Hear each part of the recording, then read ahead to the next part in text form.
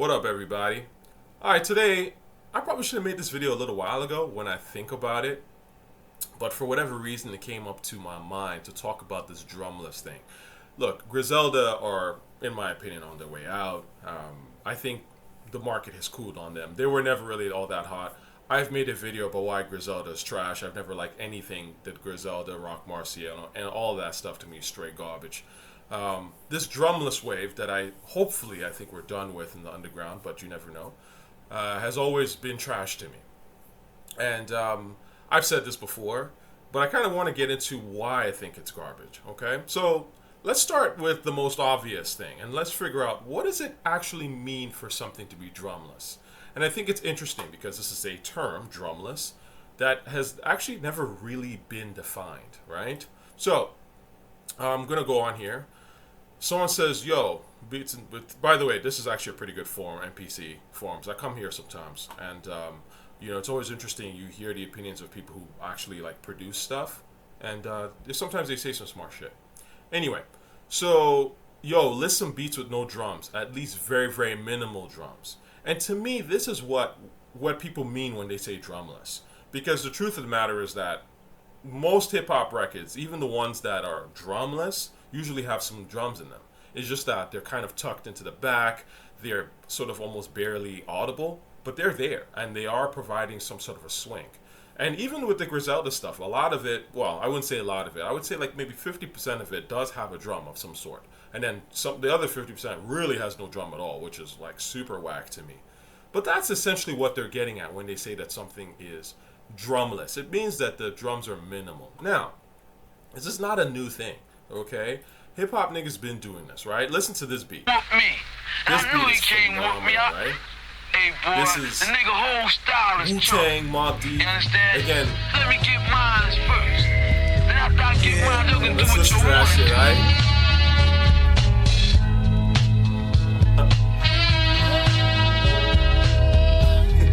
Crazy, right?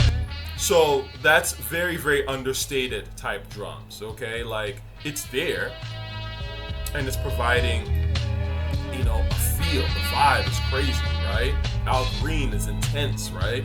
So yeah, you don't necessarily want to throw the craziest drums on there. Sometimes you just want to let that shit kind of rock because it's almost all there anyway. Obviously, we look at, this is super famous.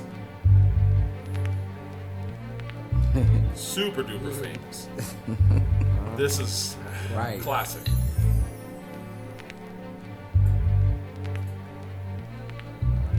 Classic. So the point is that this has a certain feel to this, right? Just the way that you hear it. Like, you don't need crazy, like, there's still some rhythm to it. There's still drums tucked in there, but it's minimal, it's understated. And it works for Killer's Theme. I think Killer's Theme is actually one of the best drumless beats of all time because it's minimal, but the beat is so hard because the sample itself, what Havoc has sampled here, is so intense and interesting and atmospheric. I always come back to atmosphere. Hip-hop is about atmosphere. This is why I'm a huge movie score fan, because movie scores are all about atmosphere. And hip-hop to me is like literally movie scores of life, of street shit and things like that. It's that's why when you hear about a lot of producers and they talk about what they want to get into, a lot of times you'll notice if you hear Primo, Timbaland, a lot of these guys are all talking about, I want to get into some movie score shit because they are in their head. They are like movie score guys. They are like the Hans Zimmers and the Thomas Newmans of the world who I listen to all the time. Anyway, the point is that that's what I mean, and I think a lot of people mean by something being drumless. OC Time's Up. Again, minimal drums, but they're there. You know what I'm saying? And they give you, it's like a very blunted feeling, right? With Killer's Theme, it was so brilliant with Killer's Theme because Killer's Theme has that, it's intense, but again, it's that mysterious sort of like, Killer's Theme, it's like a killer. Like, it's, you almost like can't tell when that killer is coming, right? There's a quietness to it that's just hard, right? It works, right? Black Poet has done this, right? Like, this song's okay, but people have done the drumless thing. It's not new, right? Again, one of my major criticisms of Griselda, they're not bringing anything new to the table. They're doing old shit, but worse, and that's kind of the problem. And they're Kanye-izing old shit, really, like in the grand scheme of things. A lot of people might not notice that, but Nutmeg.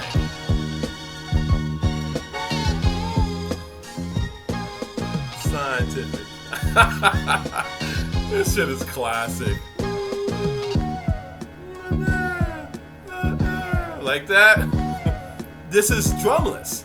This is brilliant, right? It's intense. It's still like, yo, what is this beat? This beat is crazy, right? Stroke of Death. Borderline drumless. And even Griselda have rapped on this shit. I know that they've done this on some of their mixtapes, right? But this is what I'm talking about when we talk about drumless. This is what they're trying to imitate. So again, when people talk to me about, yo, Tucci, you don't really know hip-hop because you don't like Griselda, it's like, nigga, I know exactly what these guys are doing. They're just whack at it. Okay? I grew up on this kind of shit. So, the thing is this. Those are the classic drumless beats, I would say, for the most part. The You Fucked Up Black Poet record is not so well known, and it's all right. I wouldn't say it's like a great song, but the rest of these are definitely, when you think of drumless great shit, that's I think what people are kind of thinking about. Now, I looked up on Reddit here what people's top 5 favorite drumless beats are, and this is in the Griselda Records forum, I guess, of Reddit. All these songs are garbage. Like, all these are all garbage, okay? Switches on Everything I tried to listen, that was terrible. But again, the problem with all these songs is that their sample choices are lame. So their sample choices don't actually have the intensity to carry it. It doesn't give you an intense vibe. Switches on Everything is a perfect example. It's almost like when you don't have the drums, the song never starts, right? It's like you're listening or you're waiting for the beat to drop. You're waiting for something, some drum, something to drop to get you like, oh yeah, the song has really started for real, for real. Now we're really getting into the rhyme, and it never kicks in. That's whack as shit, okay? What else? Oh, I forgot, of course, LL Cool J, Intro. This is phenomenal. Again, we've been done this, right? This is, I've played this on some of my other videos as well. But this is perfect example of drumless. Right? Very understated, minimal, but LL murders this. Okay? So it's a thing. It makes you kind of sound like when you're an actual great rapper and you get a great producer, like that's a RZA beat essentially sped up, then you can create some really cool fly shit, right? And it's a kind of a once in a while thing. It's, you throw it out there just to let niggas know, like, yo, I'm really fucking nice with the beats. I'm really nice with the rhymes.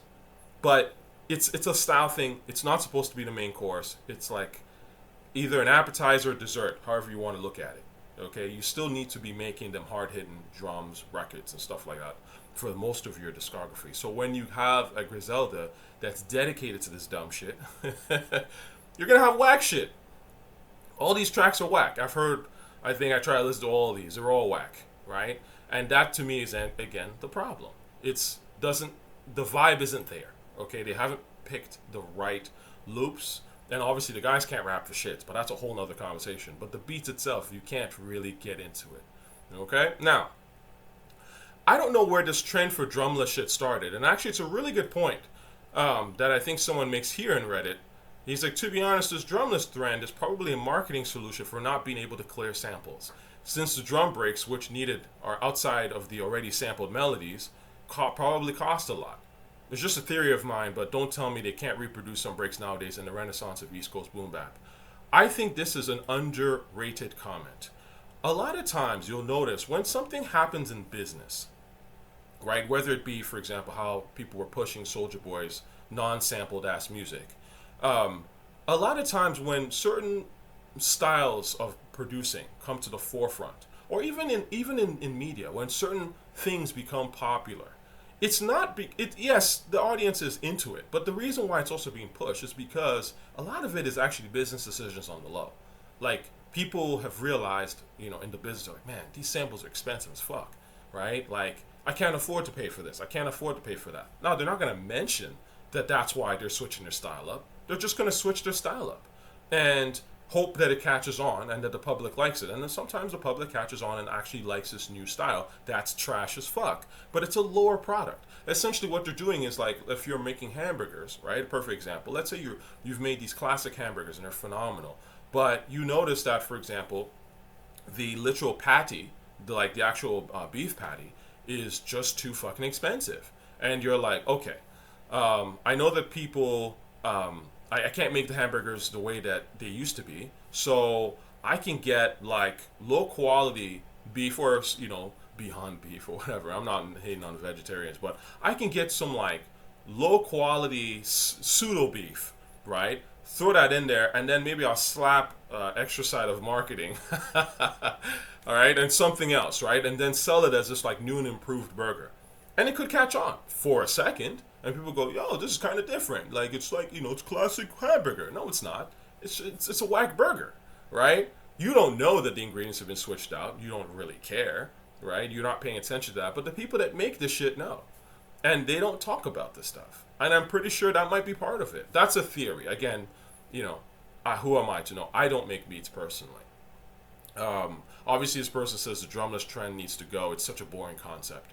When I listen to hip hop, I want to hear drums, and that's the truth. Hip hop is built on fucking drums, literally. So, and then this guy goes, "It's boring if you don't care about lyricism." Basically, see, this is a bot, right? This guy is a goofy. The core of hip hop is literally boom bap, which it is, right? So again, why are we doing drumless?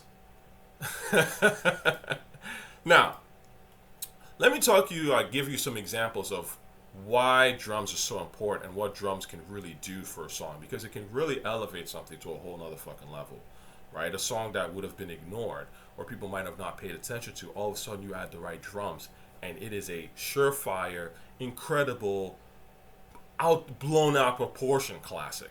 And this is a great example.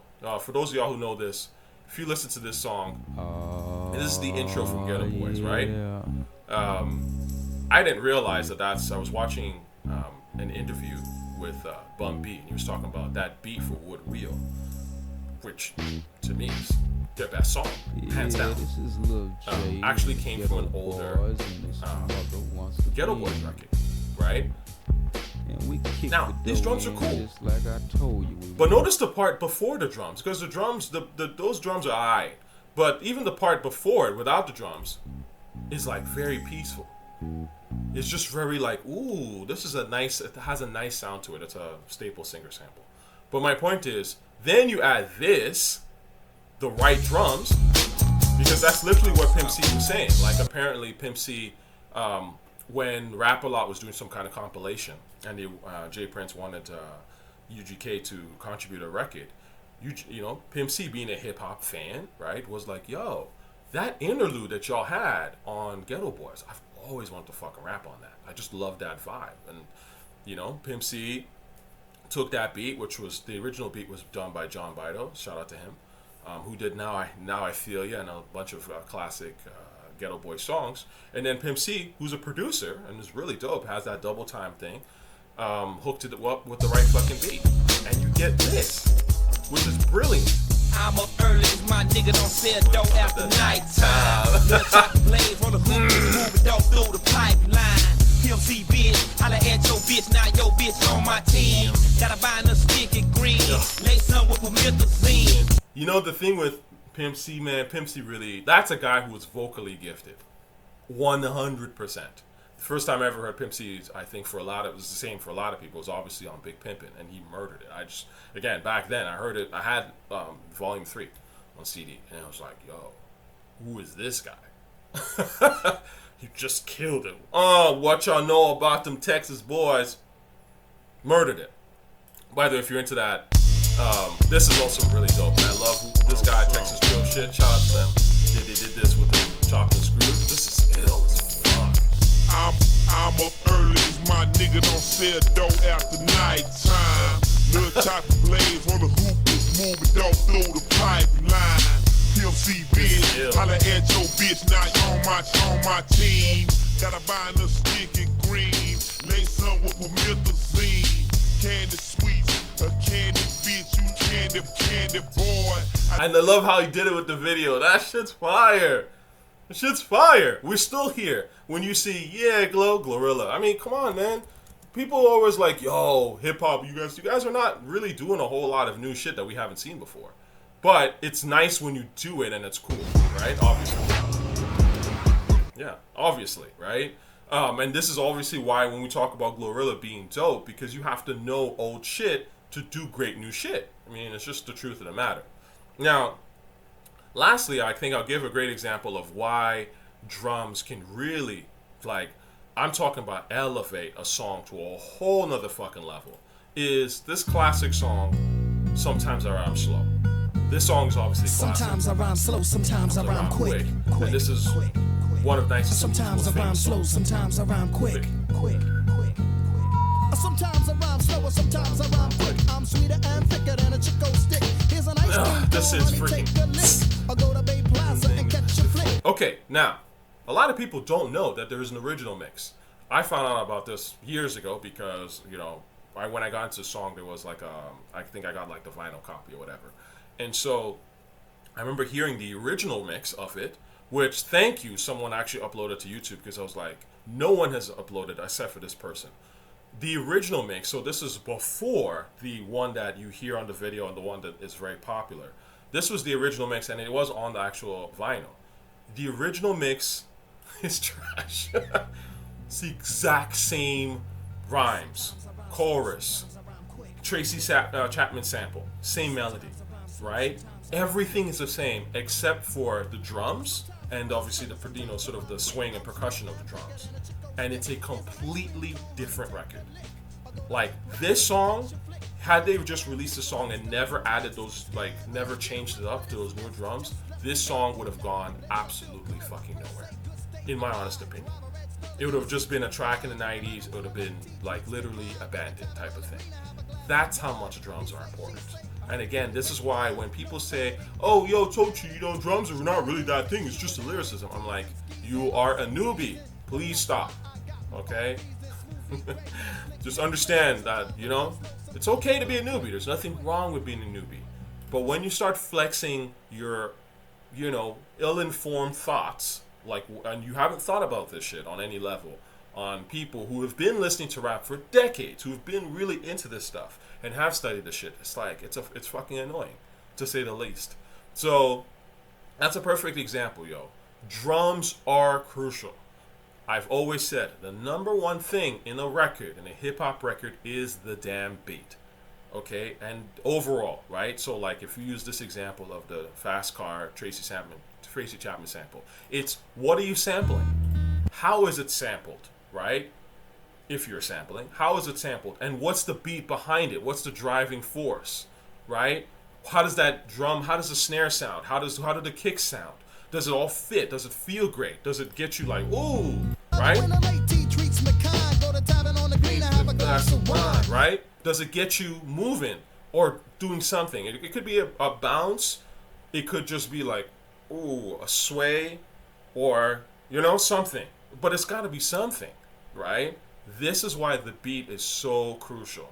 And the reason why people hate modern rap is the beats are trash. And the beats have been trash for a very long time now. That's the truth.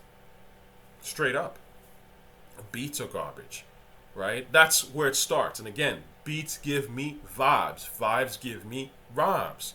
The moment people in hip-hop, modern hip-hop, start to improve the beats and make actual quality beats that you can love and listen to 5, 10, 20 years from now, okay, not 10, that's not a quality beat.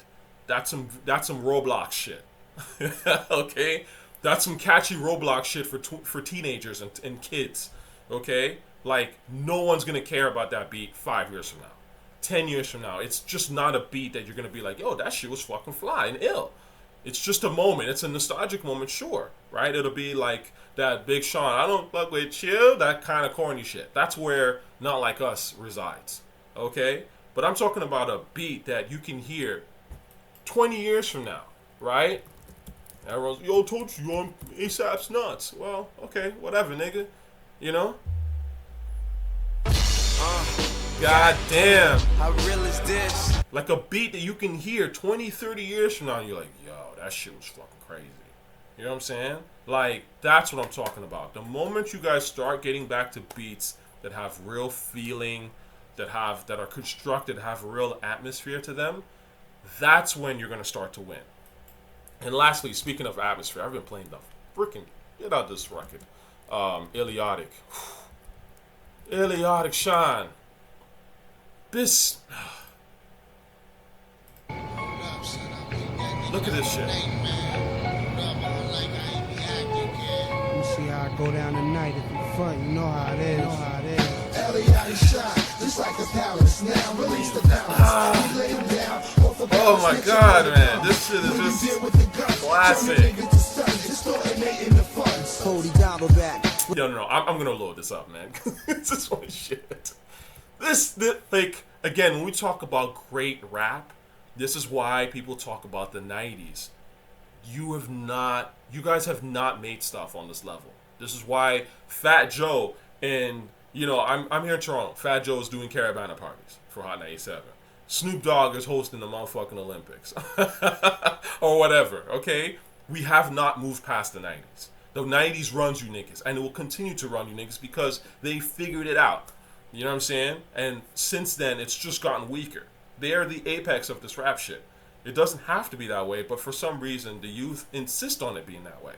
And obviously, the older folk want it to be that way to control rap continuously. And that's the sad part, right? But look, Illiodic shines, man. Look, hold the diamond back, release 3 artists like a quarterback, order Mac, call the black and blow from where the trouble at. And like, the way Mike Geronimo comes on that shit, that's rap. And with the beat and the piano, and again, everything comes together. You don't need a lot of ingredients. It's something really simple, but it has to captivate the shit out of you, right? Like that piano. Release the artists like quarterback, quarterback, and quarter black and blow from where the trouble at. I stack fun, shoot illegal guns, family who wanna run, get the felony counts, some murder, wanna hustle. Niggas living from bundle to bundle. Juggle gas, smuggle from Virginia to the 5 and stack the never. Come on. Now, I think I ended on this, but another thing that makes the song so amazing, we're now talking about Royal Flush, we've changed topics, but what makes this shit so incredible, and again is understated that I love in rap, is the way that these guys be going in and out. People talk about Jada and Styles, obviously Ghost and Ray, right? Like, people been doing this, right? But there's no one in the new era that can make a record like this. And you kind of need to be in the studio to actually pull this off. That's another thing. Because everyone's kind of just sending stuff now to people and they're not there present. So like this kind of shit, you can't make this stuff no more. And it's pretty sad. Like the way that these guys be finishing each other's sentences, so to speak, or not so much like people are finishing their sentences and then Royal Flush will take over. It's like almost like a relay race, war to the Olympics. This shit is freaking brilliant. Right? And I also love how in the 90s they used to do this a lot because they were telling stories with their records. Their beats were setting up an atmosphere, a very powerful atmosphere, almost on some movie shit, to then tell interesting stories. And so, for example, I love how, for example, they have like Prince K. Sean, don't want no problems, God. I know you live in Lodge. Like how the guy comes in, so his mans would come in, spit a little, and then his mans would disappear. You know what I'm saying? And then Royal Flush's girl at the time, what happened, boo? In the Pocono, this nigga gotta go. I claim an ohm though. Do you, baby? And then like the girl comes back and he's like, fuck no, take your shit and go. Like stuff like that is like, this is why this era was crazy. Your mans would come in, but it wasn't like they were, didn't have rap careers. Prince K. Sean, it wasn't rapping like that. He just spit one hot line or helped out with the record in a sense. He made the beat. But you get what I'm saying? He came in, spit a little something. So it gave you this very, like, conversational vibe in a sense that you were listening to one artist, but you were listening to an artist that was a representative of other people, too. That shit's powerful, right? And it really creates an atmosphere where you're like, yo, I feel like I'm in Queens right now. I feel like, I'm in the wastelands hanging out with this dude, and I'm hearing different perspectives. And that's what's missing in rap. 1000%. It is perspective. Perspective to make original shit. Perspective to even say something that we either haven't heard before or we need to hear. You know what I'm saying? And on that note, I say peace.